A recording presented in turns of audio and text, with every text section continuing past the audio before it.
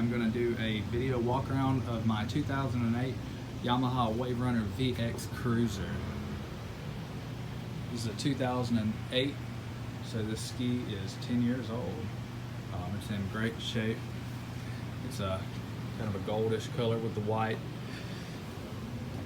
You know, your typical couple scratches on the bottom.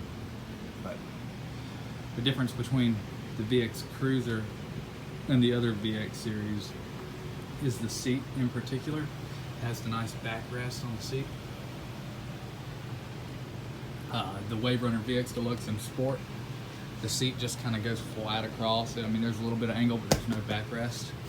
This ski only has, I believe, 88 hours. Let's see. 87.7 hours. So, hasn't been ran much at all. Cubby holder.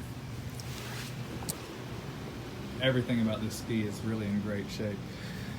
It's just got your, your typical light wear on it. The VX Cruiser is a great starter or family ski. You know, it's not extremely high performance.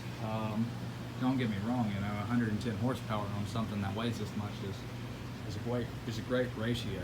It's a very fun ski to ride, and it's great for pulling a tube or skis or anything like that. But the biggest thing is its reliability. You can put thousands of hours on these VX skis. In fact, me personally, over numerous VX Deluxes, which is pretty much the same exact thing as this, besides the seat, I've put well over 5,000 hours between multiples for work. But overall, a VX Cruiser, you'll never be disappointed. Comment and like.